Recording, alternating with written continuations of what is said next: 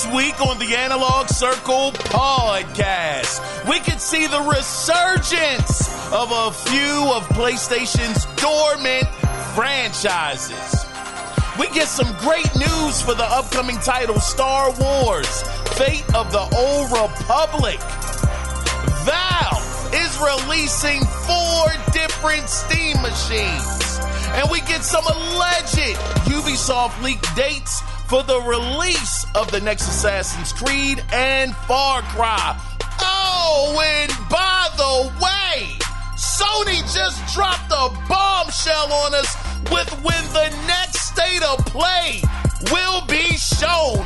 My gosh! But all of these stories can be found here and more in episode 286 of the Analog Circle podcast. I am your host, Keon Mitchell, and welcome to the show.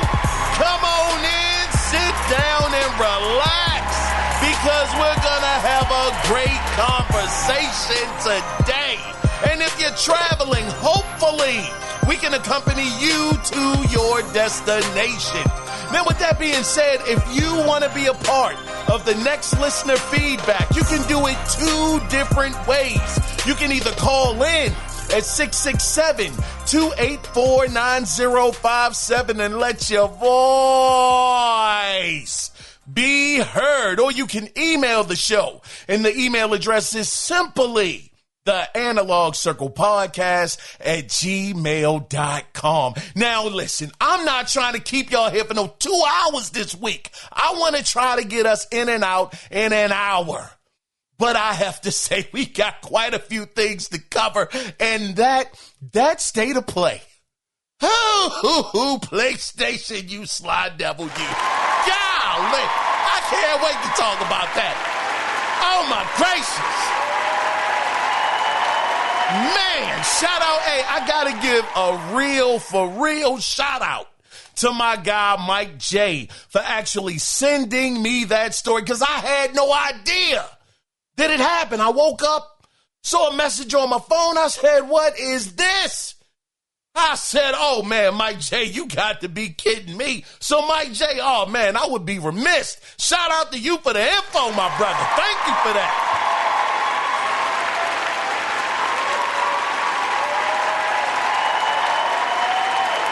Man, I'm telling you, it's an exciting future coming up in the next 2 weeks. But listen, before we get there to the PlayStation news and all of the other news, I gotta cover the question of the week. Now, I know y'all saw it already, but let's go over it officially. So what console's future are you most excited about? Now, I know some of you may think you know exactly what console I'm going to say. But I will say, right now, as it stands, now I got to make sure I'm all right with my answer here. I'm going to actually say I'm a little bit more. Now, let me break down why I feel this way.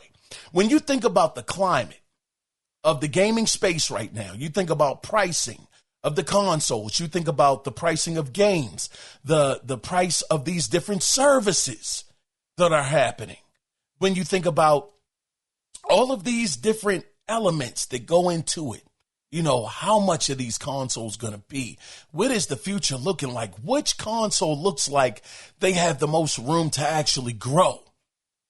And I will say, in this climate, when I think about it, I think I'm going to have to say I am more excited about the future of Xbox. Oh, brother, this guy stinks! Now, hold on. Wait a second. Now, let me explain what I mean by that. I understand that, listen, I have given Xbox a hard time. Now, don't get me wrong. Last week, them chokers gave me PTSD when I was talking about doggone Stranger Than Heaven, and I saw that PlayStation logo at the bottom of the screen when it was shown on their stage. And we got more to talk about when it comes to Stranger Than Heaven, that whole situation, but we're going to get there. But when I think about what Xbox is doing, who's in the leadership role now, what that person that's in the leadership role is doing. Asha Sharma, not only is she actually interacting with the fan base, but she's actually making real changes to the brand. Changes that really matter. Not some ticky-time Mickey Mouse bull stuff that's happening. She's doing she's making real changes. Real progression is happening under her watch. And then I'm really interested to see how she's going to navigate the situation of exclusivity. Oh, exclusivity.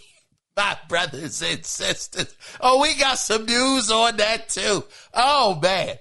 It's so interesting. Oh, it's so interesting. Just thinking about the way she's going to navigate these next couple of years or however long she's in the position.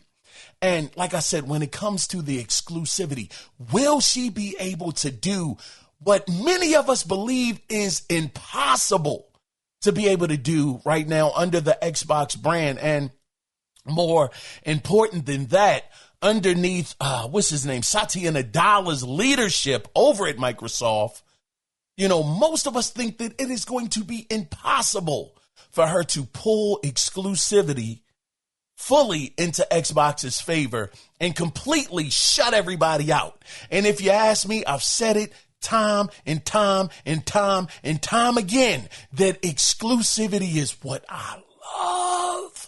I love it. I revel in it. And I have a PlayStation and I never want to see an Xbox game come over there. Never. Now, have I bought a couple? Yes. Yes, I have. And I have indulged. And like I've told you guys, like I've told you brothers and sisters, it has been nice playing Senua's Saga. Oh, it's a beautiful game. It's cinematical. It has a great story, awesome sound design. I have been thoroughly enjoying myself. Now, I'm sure y'all are saying, well, God dog, Keon, how long you going to be on that game? Listen, brothers, listen. I haven't had as much time as I would have liked to play it. So I've had to be on and off of it. I haven't been on it in a couple of weeks, just being honest with you. Pardon me for that. But getting back to the subject of me being more excited about Microsoft, Xbox, the Xbox brand, I think they have the most to prove. Right now, PlayStation, it doesn't feel the same. And I don't think I'm being unfair when I say that the PlayStation brand seems safe right now. What I mean by that is they're not doing anything amazing, as it were. It's not like last generation. PlayStation 4, I have to say, I think that was PlayStation's greatest generation. I mean, those jokers were working tirelessly. We weren't getting all of these remakes and remasters and things of that nature. They were coming up with new IPs and real sequels to IPs. And it seems like that hunger just isn't there this generation. And some people can say, and I will say it's fair to say that because of Jim Ryan wanting to put such an emphasis on gas games, it really put those jokers in a blender and it just spun everything all around. I mean, so much so to the point where Naughty Dog had to make a decision. Do you want to do multiplayer? Do you want to do gas games? Or do you want to do single player games? That was really a conversation that happened. And of course, thank goodness, they chose to continue to do the single player games. So things are just they're spun around right now at PlayStation. I'm not saying that it's all bad, because it's not. I think I would be being disingenuous if I said it's all bad. But they got a lot of things they got to work out over there at the brand. They're getting sued so much. They got another case that's going on right now where it has to do with tariffs. I can't remember all of the details, but they're being sued again because they were charging customers the price of how much they were being charged for the tariffs. And in some kind of way that was illegal for them to do, but they tried it and they got caught. It seems like these jokers keep getting caught over and over and over, and it is costing them millions and billions of dollars. I don't think I'm going too extra when I say billions of dollars. So they got that going on. They're not able to have a steady cadence of first-party games coming out at a decent clip. They got a lot of things that they have to work on. Now, again, when we get there, I mean, it's some light at the end of the tunnel. So I'm not too down on PlayStation, but it is a bit alarming when you look at Bungie and how horrible of an investment that was. Whoa! They have truly, and I mean truly, lost their shirt when it comes to gambling on Bungie, brothers. Man, it's been bad. It has been bad. But Xbox, here they are. They got Game Pass, something that could be in place that if games start going up too high to that $80, $90, and $100 mark, they got Game Pass. Something they can fall back on. They lowered the price of Game Pass. They have some of the most iconic IPs in gaming. They have Fallout, Elder Scroll, Doom, Halo, Call of Duty. Joker's got Call of Duty over there. And how does that look if those... Could you imagine? I don't know if it's going to happen, but that's why I'm more excited about what's going to happen with Xbox, because imagine if they started taking some of these amazing IPs off of the competition. It's the what ifs for me. I know that we all know that 9 times out of 10, it's not going to happen, but it's exciting to me to see if Asha Sharma will be able to win this fight when it comes to Satya Nadella, allowing them to have exclusives back. It's the fight of how is she going to turn this thing around? It's just the messaging. I mean, what is she going to do? It's exciting for me. You know, like I said, I'm really looking forward to seeing what Xbox is going to do. This is the most exciting and electric it's been in Xbox in years. I mean, years, brothers and sisters, where I'm seeing glimpses, small, little glimpses of Xbox getting back to what they used to be. So that excites me. But listen, like I said, I'm not trying to keep you guys here forever.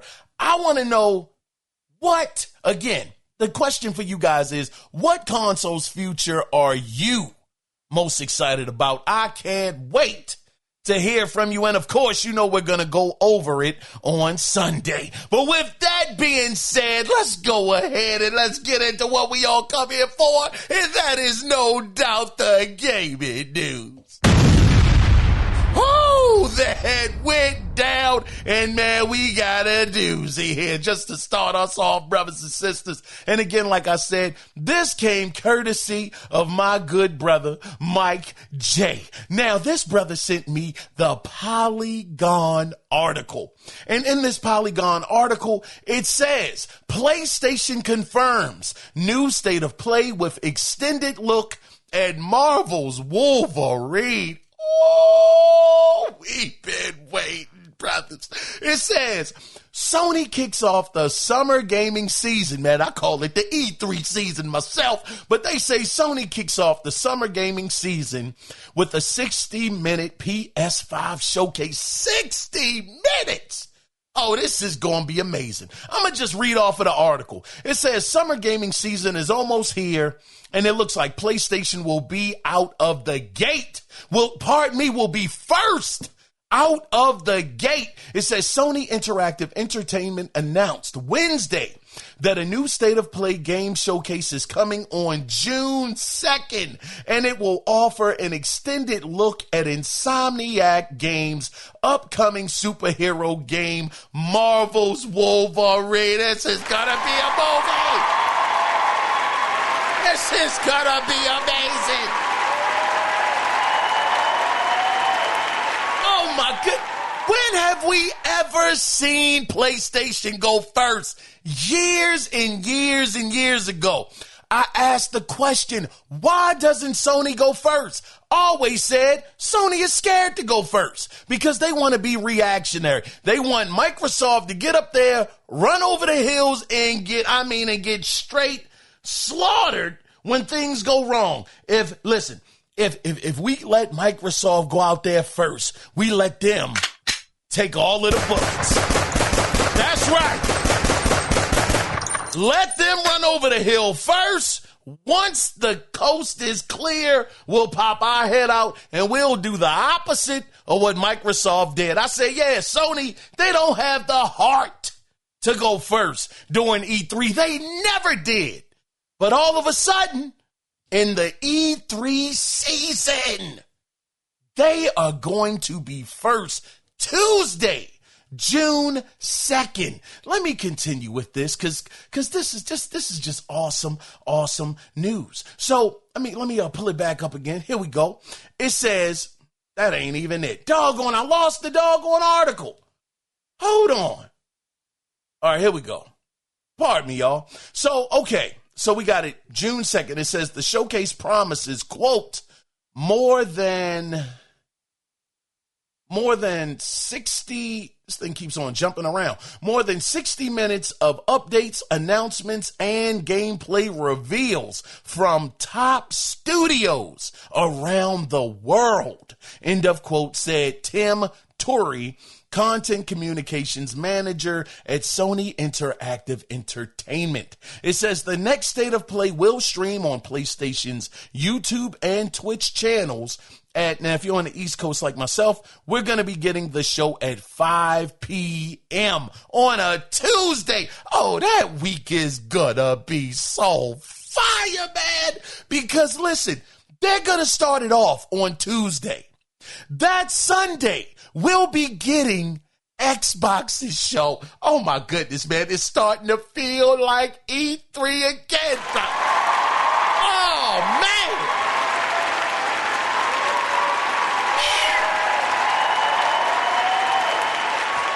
Sony had been gone from E3 for so long, and I know it's not traditional E3. I get that. Usually E3 would work, all three would go the same day, and we would just compare. Who had the best games, who had the best presentation, who had the better exclusives. I mean, we would go all day about this, and it lasted forever. It was incredible. I wish E3 was still around, but things change. The game isn't the same. Stuff just as, it changes. But all I'm saying is this gives me that feeling. This makes me feel like PlayStation knows they have to show up. Because I think for a while, PlayStation got a little arrogant when it came to E3. And I've always given Phil Spencer his credit. I've always given him his props, no matter how good or however the show went. That brother always showed up at E3 to give us, the gamers, that excitement that we look forward to in the summer months. So for that, like I've said before, Phil Spencer, I appreciate you for doing that, my brother.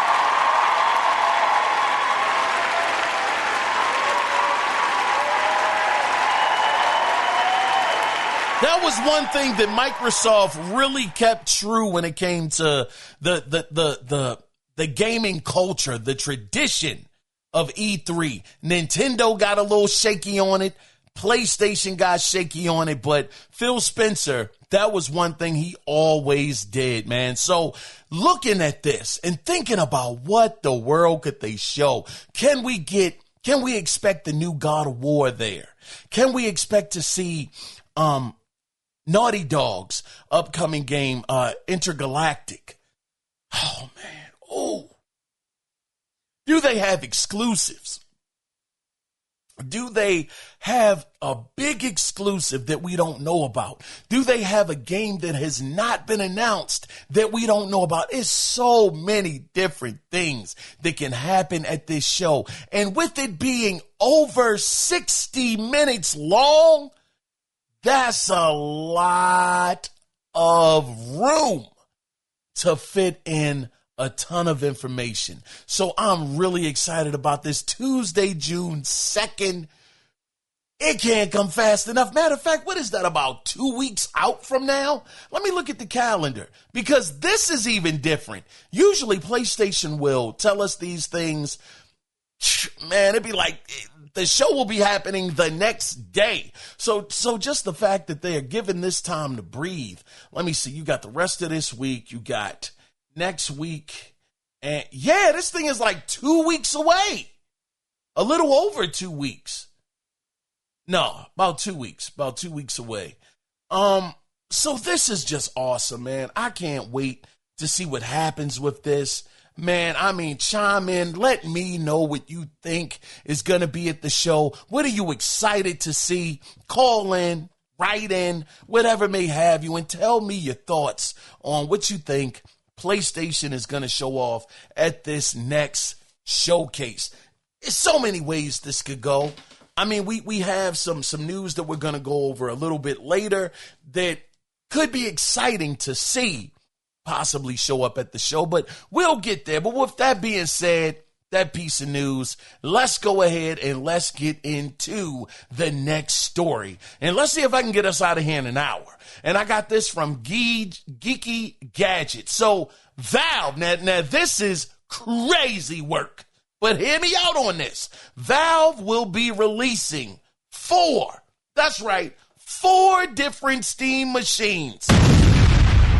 Blew my doggone mind. I sat there and I said, what? Why?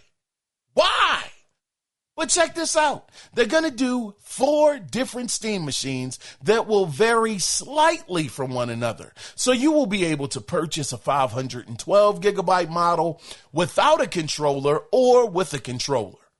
And you will also be able to buy a 2 terabyte model with or without a controller. So basically, the difference is you can buy each one, whether it's the 2 terabyte or the 512 gigabyte model with or without controllers. Now, that's kind of crazy. I don't know what Valve is doing with that stuff. But listen, so this is the other interesting thing. They will release these in a very, very limited quantity. It's going to only be 20,000 of these that are going to be available at launch. And yeah, so it's not a lot. So if you want this, you're going to have to jump on it fast. But the price point, which is the most important for most of us, is, okay, so for the 2 terabyte model, okay, now the prices, let me say this. The prices will start at $700. Woo! $700. Show me the money. So yeah, that means 7. Listen to this. If it's starting at 700, and that's the cheaper model, that means you're going to get a 512 gigabyte Valve Steam machine without a controller. That is absolute, man, this ain't starting out good at all. I don't know how this is going to shake out in the end, but listen, so you got that starting at $700, and that's going to be for the 512 gigabyte model, and for the 2 terabyte model, they will start at $750. Now, I also want to point out that in order to keep scalpers, and I think this is dope, in order to keep scalpers at bay, Valve is implementing a reservation system where customers will be limited to purchasing 1 unit at launch, which is awesome. Now, the bigger question to me is how does this stack up spec-wise against a Series X and a PlayStation 5? You know what? We got to look this up. We got to look it up for context. Hold on. Let me get this together. Let me get this together. I'm going to find it right now because we're going on a treasure hunt. They better be on par. I mean, they got to be. For these prices, they got to be on par. All right, so let's see. As far as the information goes right now, how does a Valve Steam Machine spec-wise compare to a PlayStation 5 and a Xbox Series X? Let's see if we can get some answers, fellas and fellowettes, because I want to know. When you look at Valve's new Steam Machine, the upcoming 2026 Cube model, alongside the PlayStation 5 and Xbox Series 10, you are looking at a classic battle between modern PC architecture efficiency versus raw, brute force console hardware. On paper, Valve's box sits in a fascinating middle ground. It features a vastly superior, newer CPU, but its graphics, raw power, and memory pool are slightly weaker than the top-tier consoles. Woo! Here's the direct breakdown of how they stack up spec by spec. Let's see. The CPU, major win for Valve. Steam Machine, semi-custom AMD Zen 4. 6 cores, 12 threads, up to 4.8 gigahertz. PS5 and Xbox Series 10. Custom AMD Zen 2.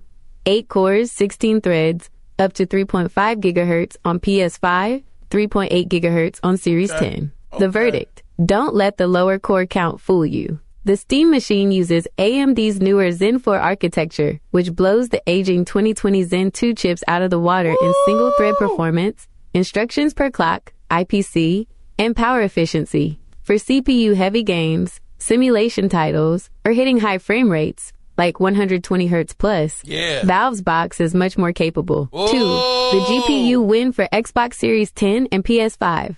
Steam Machine, semi-custom AMD RDNA 3. 28 compute units, approximately 8 to 10 teraflops. PlayStation 5, custom AMD RDNA 2, 36 compute units, 10.3 teraflops. Xbox Series 10, custom AMD RDNA 2, 52 compute units, 12.1 teraflops. The verdict: graphics-wise, the Steam Machine operates roughly on the level of a desktop RX 7600 or an RTX 4060 mobile chip. While it uses the newer RDNA 3 architecture, giving it better ray tracing and AV1 capabilities, it has fewer compute units. The Xbox Series 10 remains the raw teraflop king here, with the base PS5 also holding a slight edge in raw graphics processing power. 3. Memory and VRAM, the Steam Machine's bottleneck. Steam Machine, 16 gigabytes DDR5 system RAM, plus 8 gigabytes GDDR6 dedicated VRAM. PS5 and Xbox Series 10, 16 gigabytes GDDR6 unified memory, shared between system and graphics. The verdict: this is the most controversial part of Valve's spec sheet. On a console like the PS5, developers can dynamically allocate that 16 gigabytes of unified memory however they need. Because the Steam Machine operates on PC architecture, its 8 gigabytes of dedicated VRAM is locked to the GPU. For modern, texture-heavy AAA games running at high resolutions, 8 gigabytes of VRAM is tight. It means the Steam Machine will have to rely heavily on upscaling, like AMD FSR, to hit 4K targets, whereas the Series 10 and PS5 have larger memory pools to handle native high-resolution textures. 4. Display and video output.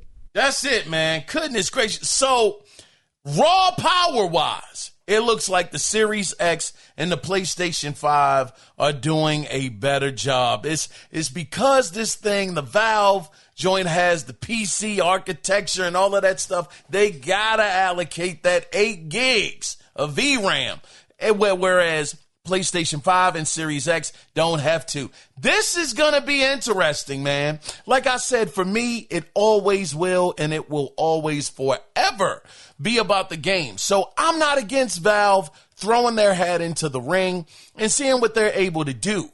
But make no mistake about it, when you are comparing what Valve is able to do to what PlayStation and Xbox are going to be able to do exclusive-wise, now I get Xbox doesn't really count, so I mean, I might have to take that off the table a little bit. But what I'm saying is, I'm about the company being able to provide exclusives. games that I can only get on your platform. And Valve, if you don't have the infrastructure to be able to offer that, then you can definitely count me out of this before you even get started. Because if this is going to be more so just a third party box and you're not going to have many exclusives on your console, I don't need your console. I'm not going to be playing these tinkly winkly Steam indie games that cost $1.99, shower with a frog and all of this other stuff. Man, you're crazy. If you think I'm going to sit up there and play something like that, that ain't going to fly with me. So unless you can come up with some amazing titles that I can only get on your console, Valve, I don't know how this is going to fly with the masses. At $700 to $750, you actually cost more than a PlayStation 5 at that level. PlayStation 5 you can get with the disc drive for $650, $100 less with a controller, might I add. So I don't know, this may be a bit of a hard sale. I don't know how well it's going to do. I do want it to come to market. I do want to see what they're able to possibly do, and I wish them well, because I think the more competition, the better. And if they can be some real stiff competition for all three, for the big three, then I'm all for it. But that's $750, and when it comes to the raw numbers, you're still slightly under your competition and you cost more.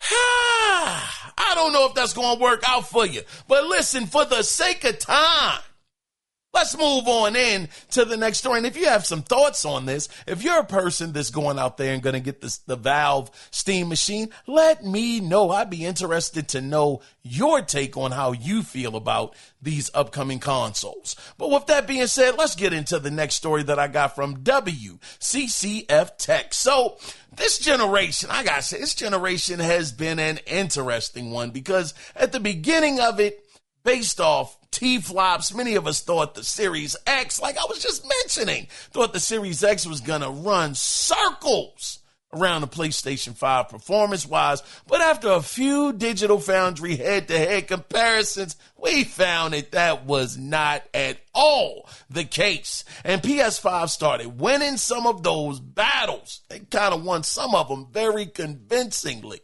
Well, now you fast forward almost 6 years later, and it looks like the Xbox Series X could be able to outperform the PS5 due to a FSR 4.1 update. And this info is coming from Moore's Law is Dead, and it's being reported that the Series X could run FSR 4.1 in a higher quality mode than what the PS5 can handle. Notice I said PS5, not PS5 Pro, the base PlayStation 5 model. Let's keep that in mind. Let's not get too crazy here. But it does take a step, in further development. Wait a minute, let me start this over. Listen. To take it a step further, I might add, developers could find it easier to implement AMD FSR 4.1 on Xbox Series thanks to the Xbox's SDK, where Xbox has plugins, and this is very important. Xbox has plugins for FSR 3 and later, but Sony stopped upgrading FSR plugins at around 2.2.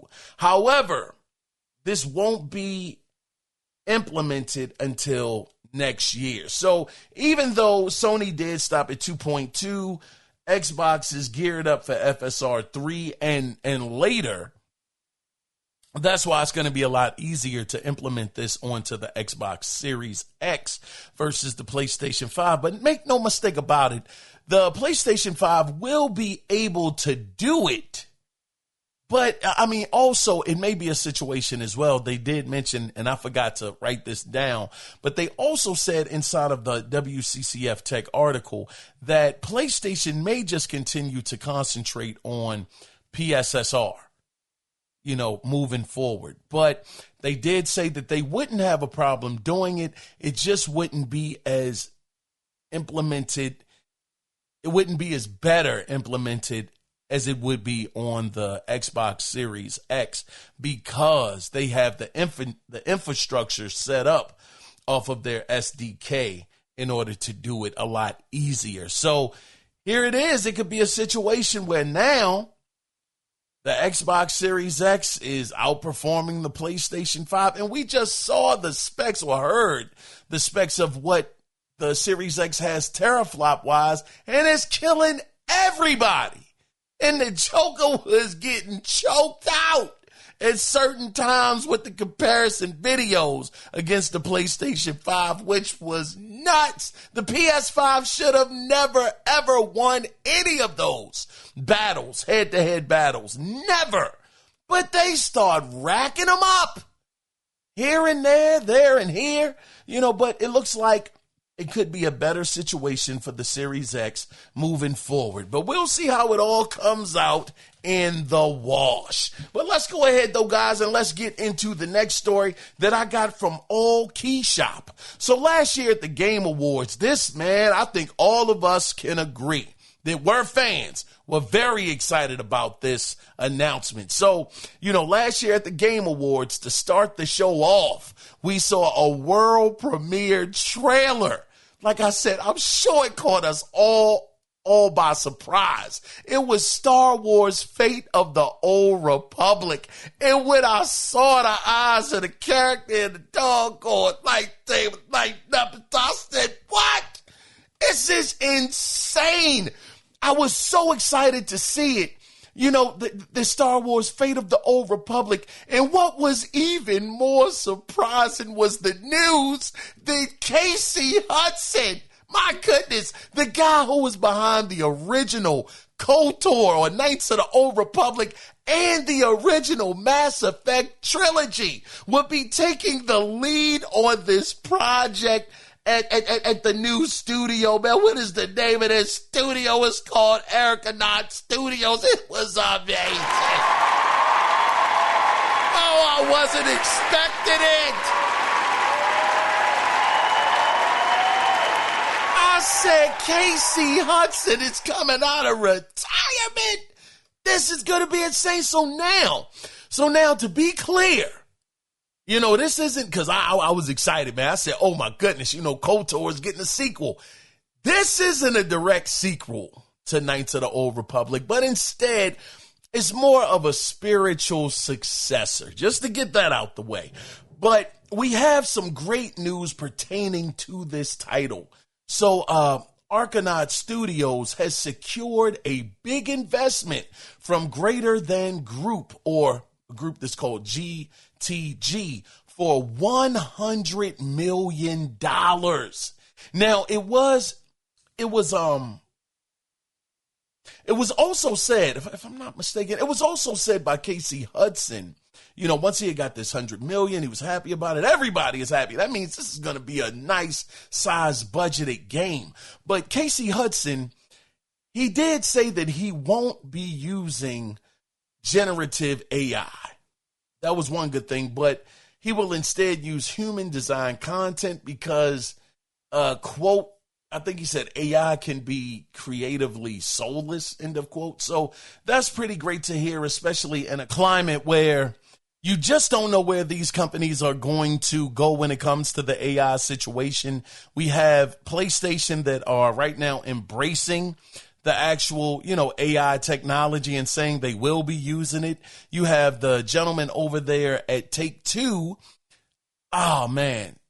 Can't remember his name. But the CEO over there, he's not being very clear on what they're going to be doing with AI, things of that nature. Just the gaming landscape as a whole. We aren't sure where the industry is going to go with this. So it is great to hear that someone like Casey Hudson, a real OG inside of the gaming space, going all the way back to Knights of the Old Republic, on the original Xbox, actually coming out and saying that he prefers and he will be using human design content because, quote, AI can be creatively soulless, end of quote. Now, also, it was revealed that the studio, and I was very excited to hear this, said the studio is focusing on a 20-hour narrative focus campaign. And in the words of Casey Hudson, I quote, "A lot of players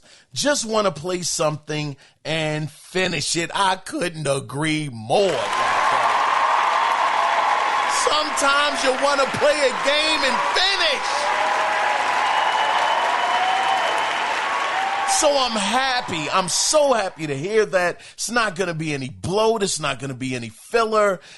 None of that is going to be found here. It's just going to be a nice narrative, story-driven experience. And I think that when you have games like this, which might be why I really have been enjoying Senua Saga, it's a certain path that you have to take.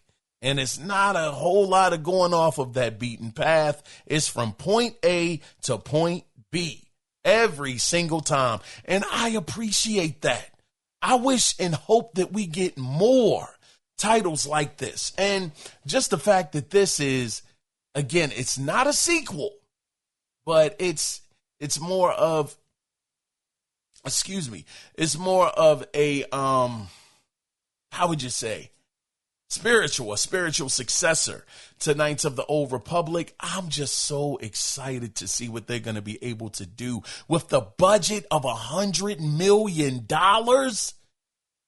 That's going to do a lot of good, and that they're not trying to make it all bloated and have you spending 70 hours inside of the game, a solid 20-hour experience. You're in and out. That means that they can hyper focus on the story, the characters, the gameplay. I mean, all kinds of things of that nature that really make a game fantastic. So I'm excited about this. Unfortunately, we didn't get a release date or even a release year. Sure, this is still very early in development, but unlike the Knights of the Old Republic remake, it looks like this one is going to continue forward. I mean, we did hear that the Knights of the Old Republic remake is still being worked on, but we haven't heard any updates as to what's going on with the project. But with them being able to get $100 million secured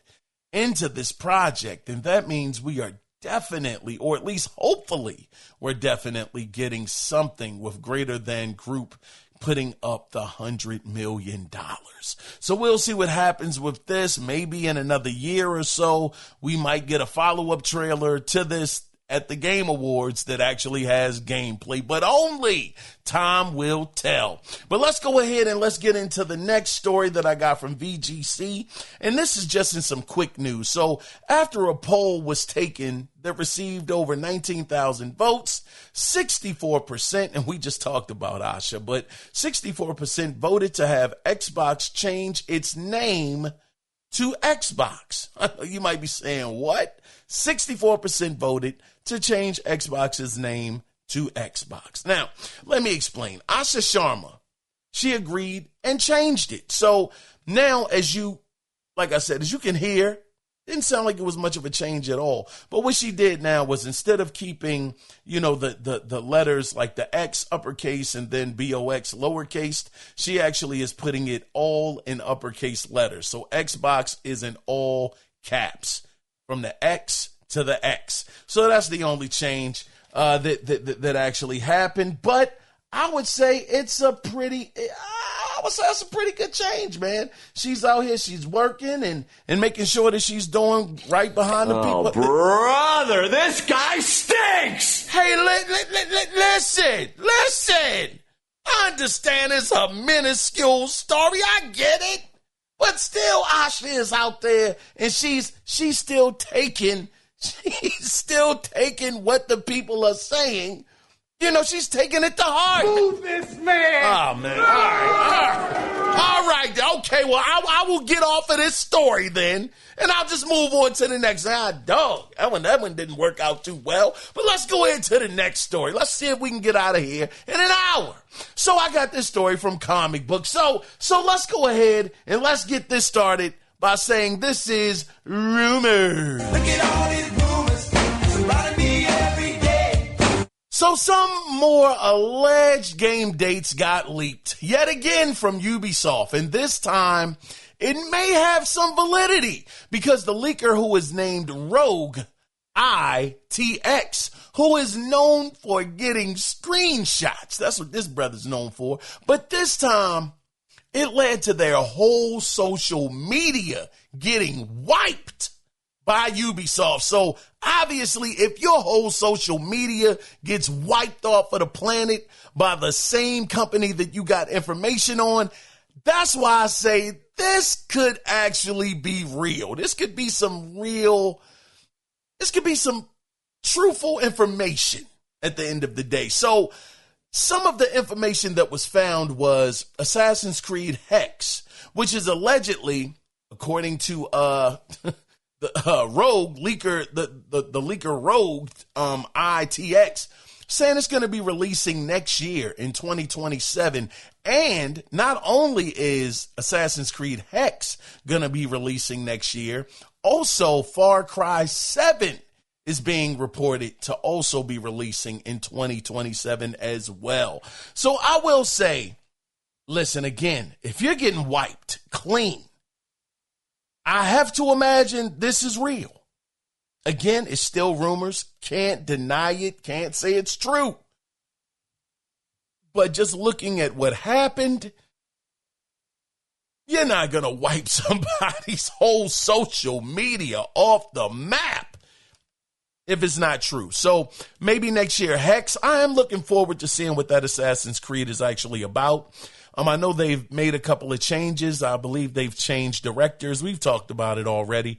And different directions have changed as well. So I am interested to see what they actually come up with at the end of the day. And then you have Far Cry 7. That'll be allegedly releasing next year as well. It'll be interesting to see what kind of direction they take that in. I know some players have said that it's been on a bit of a slide lately over the last couple of years, but I kind of think that franchises like that, you can only do so much. If you're a person that's playing every last one of the Far Cries that release, I'm sure you're going to get fatigued. But for somebody like me who will skip one or two of them and come back maybe in the fourth or the fifth year, once it maybe catches my eye, it never seems like it's ever outdated or they're still doing the same things that they always did. And I think it's probably because I'm able to step away from it, come back to it another time, and actually kind of miss the franchise, as it were. So we'll see what kind of direction they go in, when it comes down to this latest release with Far Cry. But hopefully they're able to come up with something really, really good for their diehard fans. I can barely talk this episode, but we're almost there. We might make it. Let's go ahead to the next story that I got from Insider Gaming. So this has been brewing for a while. Ooh, this is one of them ones, brothers and sisters, where PlayStation, listen, this has been brewing like a pot of coffee, where PlayStation will not be putting their games on PC. Some people didn't want to believe it. Some people said it's a lie. They can't make it without PC. PC is everything. Now, listen, we went over the numbers here. We went over all of the numbers, and it made 0 sense for them to have their games over on PC, number-wise, and more importantly, money-wise. But still, there were some people that did not want to believe that Jason Schreier was telling the truth on this, and they said, it's no way, we're going to wait for PlayStation to come out and say it. And that's fair. And I will say this. It has happened because coming back to the crime scene yet again, Jason Schreier, who is now reporting that CEO Herman Hulst had a new town hall at PlayStation to solidify this strategy of no more games, no more single player games coming over to PC. God! I love it! I love it! That's what it's music to my ears. Oh, it's amazing. See, Valve thought they had it, man. They said, look, we're going to get into this console space. Not only are we going to have Xbox games, we're going to have PlayStation games as well. If you want to get 3, actually, because you got the PC exclusives that come out here and there, but you get 3 for the price of 1. Come on over to Valve. We're going to treat you right. PlayStation said, oh, heck no. I see what y'all trying to do. Trying to get us out of our position. No, and y'all ain't spending no money. Why should we continue to give you games and you're not giving us the kind of return that we need? Again, it never made sense to me. The people that always would say, if you give them a taste, if you let them know what it's like to play games over on that console and you put it where they are, they're going to come over to your console. That is wild work. Wild. Why would I ever leave the console or the platform that I like and I prefer to go over to your platform and you're giving, I keep saying giving, doggone. You are giving me the option to buy those games on the platform that I'm already on. You gotta be, man, listen. It never made sense to me. It never did. Why? Tell me why. He was on crack. It's absolutely insane. I'm already inside of an ecosystem where I feel comfortable. I want to be here. So no, I'm never coming over there to you. I'm never going to see you. We're never going to go out on a date. I'm never going to try to date you. I'm never going to try to take you out, aka buy your system, play your system for these games when they're coming over to me, where I'm at. So I love it. I absolutely love to see things like this. I wish Xbox would. Oh, I wish they would take their games off of PC. Imagine. Can you imagine? How good would PC be without Xbox games? And I mean, now it's official, without single player PlayStation games. How good would PC be if PC had to do like everybody else does and had to stand on their own 2 feet with their own IPs? Now I get it. You still have third parties coming out. I understand that. But consoles are in a different bracket where you need those exclusives, those console exclusives. Where would PC be right now? PC can't touch PlayStation, Xbox, or Nintendo when it comes to their own homegrown made games. They can't. PlayStation goes, and if Xbox was to go, woo, it would be a rough time over on PC. So now, my PC brothers, man, listen, you got to go out there and get a PlayStation. Hey, C-Jack. You got to go get a PlayStation, my brother, in order to play Wolverine, in order to play Soros, in order to play, what is the next game coming up by Naughty Dog? Intergalactic, possibly playing the next God of War game. You got to get a PlayStation. Y'all killing me with this. Oh, man. Hey, C-Jack, I love you, my brother. Man, oh, man, but this is an awesome day. This is a fantastic day. And for anybody that is mad about this like, Sony, how could you do this to us? Go out, it's simple.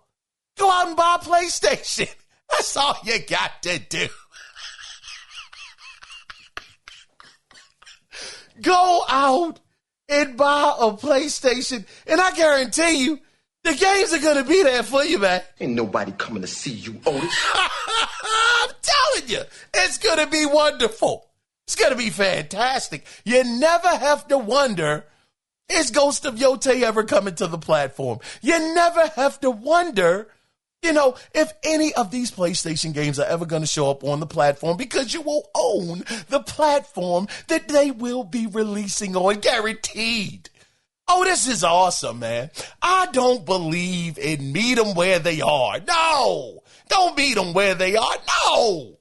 Ferrari ain't saying meet you where you are. Mercedes-Benz, they got lower priced cars, but doggone, you got to have something in order to get one. No. I think, who is it? Philippe Patek or somebody, they got a cheaper watch that came out, but that's in limited quantities. But I might not be Philippe Patek. I don't know who it is. I forget. But anyway, I'm just simply saying that for the most part, the world doesn't work that way. I don't know why people feel like video games should be different. At the end of the day, it is a business. I can't get a Big Mac at Burger King. Okay? I can't get the biggie deals from Wendy's at doggone Arby's. It doesn't work that way. Everybody has exclusives. But for some reason, everybody thinks when it comes to the gaming, when it comes to the gaming sphere of things, the rules change. No. If you want to get down with the exclusives, you got to go and buy the thing that has said exclusives on it. It's phenomenal. It's fantastic. Oh, man, I'm so glad that Sony is doing this. So glad. Oh, PC guys are mad. Oh, they big mad. I love it. I love it. I love to see it. Because at the end of the day, like I said, this is competition. 100% competition. I don't care about anything else. It's competition. And I don't want to hear that it's gatekeeping. Nobody is stopping anybody from buying anything. If anything is stopping anybody from buying anything, it is yourself at the end of the day. And believe you me, we all know that if it's something that any of us want, we will find a way to get said thing, no matter what it takes to get it. Bad economy, great economy, in between in the economy. If there's one thing that we want to get, we will find out how to get it. If it's that important to us. So there is no gatekeeping. It's nothing. There is nothing stopping anybody from getting these consoles where you can play these games. But I'm going to wrap it up there. You tell me your thoughts, because I'm not going to change my mind. This is awesome. Like I said, I want everybody to follow Nintendo's roadmap to the letter. Nintendo is the only one keeping it G around here. You get nothing, nowhere. PC, PlayStation, Xbox, nowhere will you get our games except for on Nintendo, a Nintendo device. And that's the way it should be. It should have never ended up being the way that it is today. Never. Because there is no incentive to buy your console. We're not going to make it out of here in an hour. Doggone it. But I'm going to speed up the pace a little bit. But I was so happy. Oh, I was so happy to see this. Man, oh man, PlayStation, continue to do what you do. And make some awesome games. Wolverine, ooh, PC brothers. That's a swing and a miss. You won't be getting that. All right, I'm going to stop rubbing it in. I'm doing too much. Doing way too much here. But let's go ahead, though, and let's move on. Man, C-Jack, don't beat me up, brother. I don't want no trouble. But let me move on, fellas, to the next story that I got from Vice. So, also, briefly to mention, PlayStation, again, one more time, just as a heads up, Time Crisis. I don't know if some of you are old enough. If you're in my age bracket, I'm 47. So I remember this game and it was amazing for the time being. But Time Crisis will be coming to PlayStation 4 and PlayStation 5. And it will also have some new features. Now, they didn't really go into what those new features are going to be, but I guess you'll have to play it to see. But the catch to this is it's only going to be available to individuals that have PlayStation Plus Premium. Now, it will come into the service as soon as Tuesday. Oh, shucks, it's in there. It was in it yesterday. Okay, so it came into the service yesterday, May 19th, 2026. Now, the other interesting thing is it's not for sale. It's not for sale on the PlayStation Digital Store. So I don't know. I guess we'll have to see, what happens with that. But right now, the only way to get access to Time Crisis, the original Time Crisis, is through PlayStation Plus Premium. So that game was so dope. Namco had one, man. I remember I bought that on the original PlayStation with the gun. And man, I had so much fun with that game. That, House of the Living Dead on the Dreamcast, those games were so awesome. I know we can't really do it. Well, these manufacturers, for the most part, you have one or two out there that are doing it, having the guns where you can actually aim them at the screen. But I know because of the TVs that we have today, makes it a little bit more difficult to do that. But I always thought that those experiences, with the Zapper, Duck Hunt, Hogan's Alley, all of that stuff was just so dope back in the day. But anyway, let's go ahead though, guys. We're almost finished. We got two more stories to cover and we'll be out of here. But the other thing, so y'all already know how I felt. Now this just, oh man, it's just twisted the knife in me just a little bit more. So y'all already know how I felt about the debacle about Xbox giving PlayStation any shine during the Stranger Than Heaven presentation. Well, man, listen, you know, it's Xbox. So, but wait, it gets worse. It's this is terrible. So, what makes this terrible? We're gonna get into it. So, I thought, listen, okay. Let me get myself together. This really tore me apart, man. It was an ex-user named Kami, spelled Kami, who pointed out that the stream had been viewed now this is the Stranger Than Heaven stream. It had been viewed 7.5 million times on the Xbox channel. But I got it with some updated numbers, and it is now up to 14 million views. 14 million views on the Xbox channel. That's what this game has bought. That kind of vision, not even vision, those type of eyes have come to the Xbox channel. 14 million.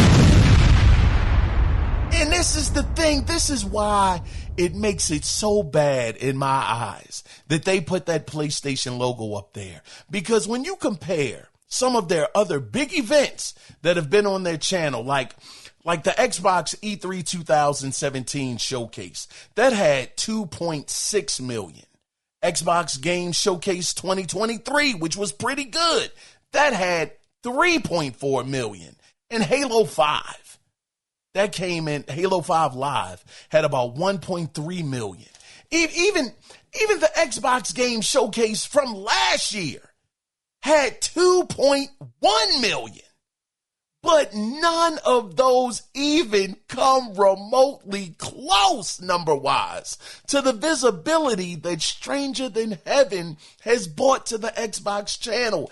And they squandered the opportunity, perception-wise, because if they had never shown that doggone PlayStation logo, imagine how many people might have said, oh, shucks, I actually got to go out and get an Xbox for this.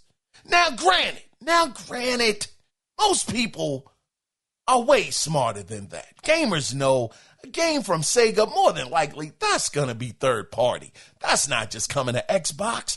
But what's shocking is you get games like, what was it? It wasn't Harry Potter. It wasn't called Harry Potter. But the game that was released, people thought it was a PlayStation exclusive because of the marketing. Hogwarts Legacy. Many people thought that that was a PlayStation-only title.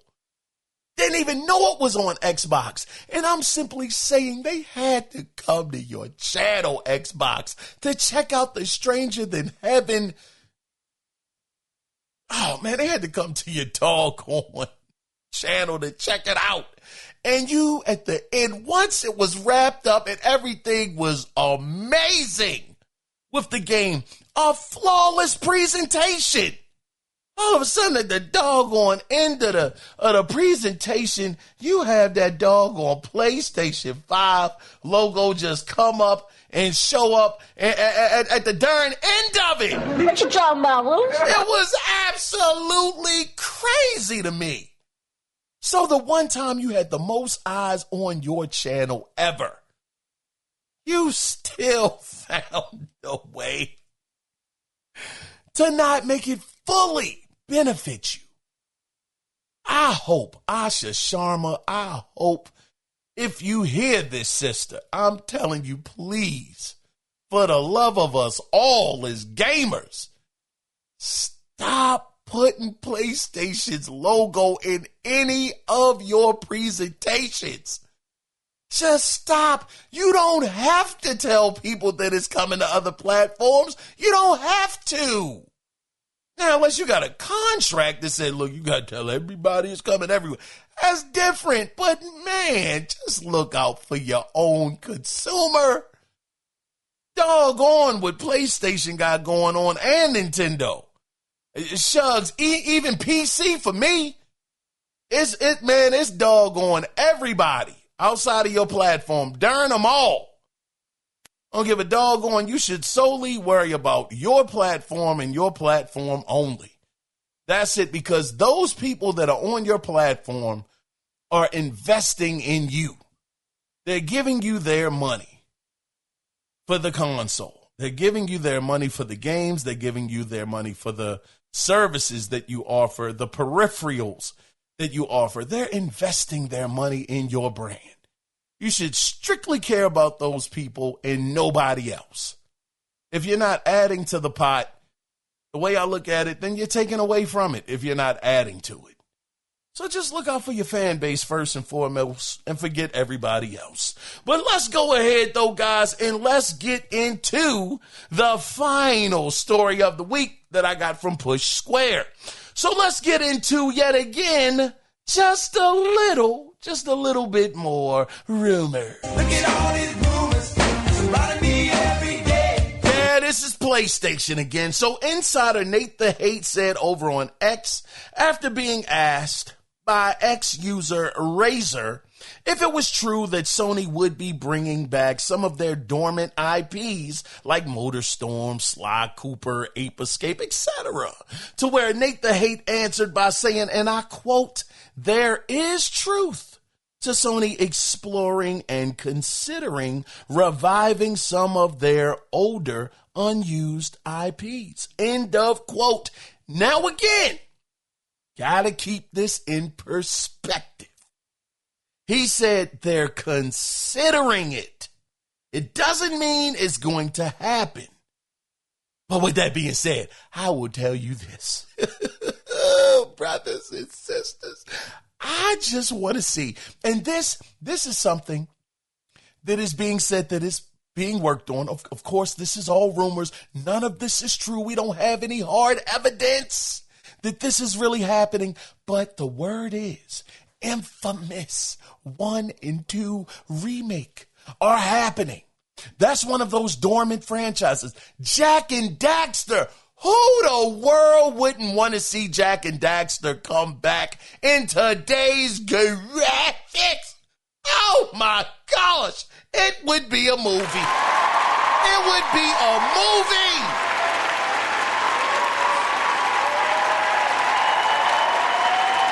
Man, if Naughty Dog, because if I'm not mistaken, they made Jak and Daxter, right? Naughty Dog. if they got their hands on that IP with today's technology, ooh, way. Imagine that getting a remake. Full-fledged remake. That would be insane. And this is the thing. I wasn't really a big Jak and Daxter fan. I had a demo of the game. Yeah, man, I used to play a ton of demos. Brother was broke back then. I was just making it. But it was like, man, as I played that demo, I said, dag, man, this game is dope. And then as I played it, it had a night cycle. I was like, whoa, it gets dark. It gets dark, man. Man, that blew my doors off. I couldn't believe it. So I never got a chance to actually buy the game. Similar to, like I told you guys, I just got into Ratchet and Clank last generation. Loved it. Fell in love with that franchise. I told you, what was it? Ratchet and Clank Rift Apart was like literally the second game I bought next to Miles Morales on the PlayStation 5. It was like one of the absolute earliest games I purchased. I mean, well, God of War was first because it came with the PlayStation. Man, y'all know what I'm saying. I'm not going to get technical, but yeah, so I would love to see them do that with those franchises. A lot of people have been wanting Sly Cooper to make a comeback. How dope would that be? So I'm hoping. Listen, the show is coming up on June 2nd, PlayStation Showcase. It would be amazing to see them just start showing off one of these games, one of these IPs. I know SOCOM has been on some people's mind. They want to see SOCOM make a comeback. Who knows? Maybe that could be the game.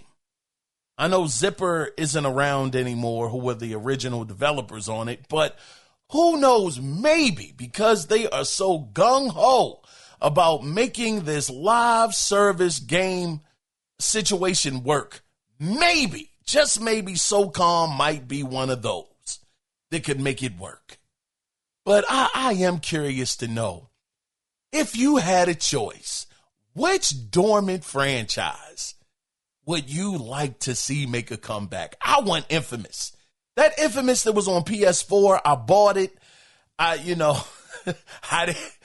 finish it. You know what I mean? I do have it. Did play it. Crimson, I did play it, my brother, but I didn't finish it. But it was beautiful. Beautiful looking game. It was kind of hard. I think that's why I stopped playing it. That Joker was a little difficult. So, but I would love to see them bring back Infamous. Like I said, Jak and Daxter would be awesome. And I didn't really get into it too much. I played it a little bit, but just because so many people wanted to come back, Sly Cooper. I'm hoping that one of those three can make a comeback, if not all of them. I would love to see what PlayStation would be able to do with those. But curious to know, again, if you could choose certain franchises or any franchises to come back, doesn't have to be one, what would you choose if PlayStation said, look, we want you to tell us what dormant franchise you want us to bring back in a major way. But anyway, that is the end of the gaming news this week. And with that being said, as always, I want to thank you, the incredible listener, for being here. Thank y'all so much.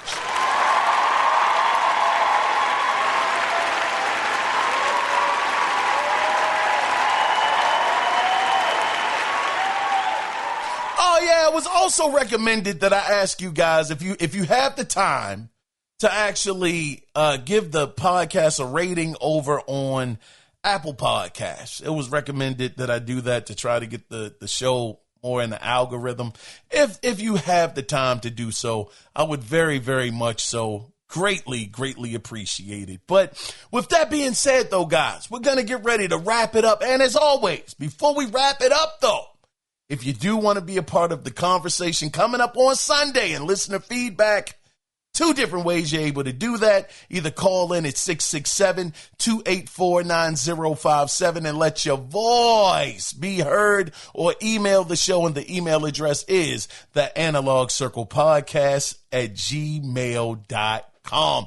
Now, With that being said, before we tie this thing up and put a bow on it, always remember one thing. It is not about the consoles. It is about the games. So with that being said, you guys take care.